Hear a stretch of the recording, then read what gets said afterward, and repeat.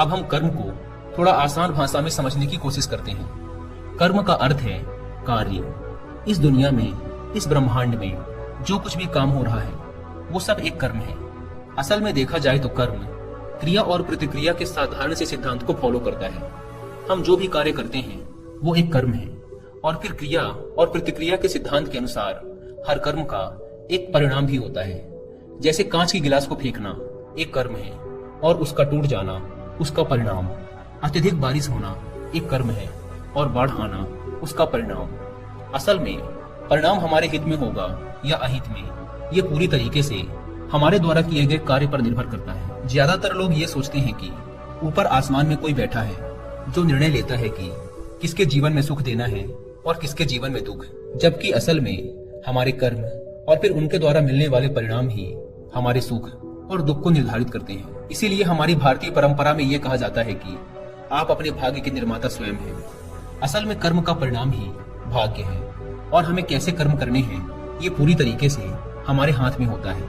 तो जब कोई अच्छा कर्म करता चला जाता है तो उसका भाग्य भी अच्छा होता चला जाता है। जैसे अगर दो बच्चे हैं और उसमें से एक बच्चा बचपन से ही नई चीजों को सीखने और जानने का प्रयास करता रहता है, वो हमेशा ही जो भी करता है उसमें अपना सर्वश्रेष्ठ देने की कोशिश करता है।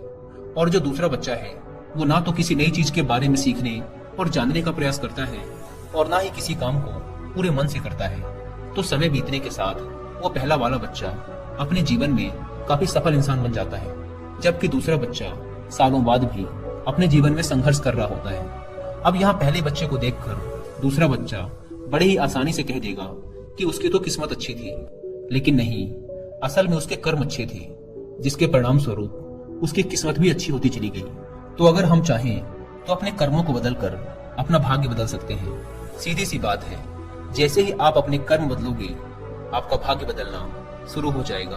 और ये दोनों ही परिस्थिति में सही है, अच्छे के लिए भी और बुरे के लिए भी। लेकिन असल में कोई इंसान कैसे कर्म करता है ये मुख्य रूप से उसके माता पिता, परिवार, समाज और आसपास के माहौल पर भी निर्भर करता है।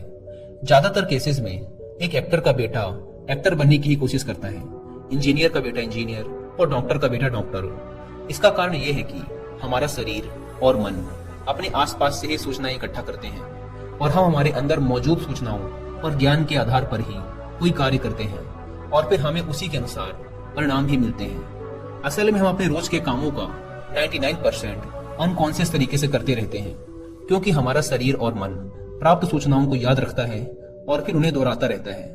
जैसे जब हम कार चलाना सीख रहे थे तब हम एकदम पूरी कॉन्शियसनेस के साथ हर चीज पर ध्यान रख रहे थे कि स्टीयरिंग कहाँ है, ब्रेक कहाँ है। लेकिन कुछ समय बाद हम बात करते हुए या कुछ भी सोचते हुए बड़ी आसानी से कार चला पाते हैं, क्योंकि अब हमारे अंदर कार चलाने की प्रोग्रामिंग हो चुकी है, और हम लगभग अपने सारे काम अब इसी तरीके से करते हैं, बिना किसी जागरूकता के।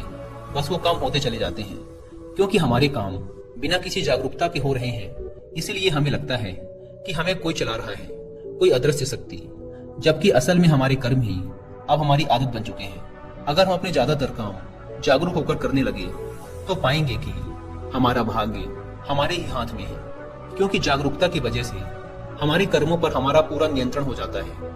जैसा कि ऊपर की कहानी में गौतम बुद्ध ने कहा था कि हमारे विचार ही हमारे कर्म हैं, और जागरूकता की अवस्था में हमारे विचारों पर पूरा नियंत्रण हो जाता है। विचारों के नियंत्रण से हम कर्म में नियंत्रण हासिल कर लेते हैं, और फिर जब हमारे कर्म हमारे हिसाब से होंगे तो उनका परिणाम भी उसी के अनुरूप ही होगा। इसीलिए गौतम बुद्ध ने चित्त के नियंत्रण पर जोर दिया है कि जब किसी इंसान का चित्त ही शुद्ध हो जाएगा तो उसके मन में बुरे विचार ही कैसे आएंगे, और फिर वो बुरे कर्म ही कैसे करेगा। इसीलिए गौतम बुद्ध का पूरा ज्ञान चित्त की शुद्धता पर जोर देता है।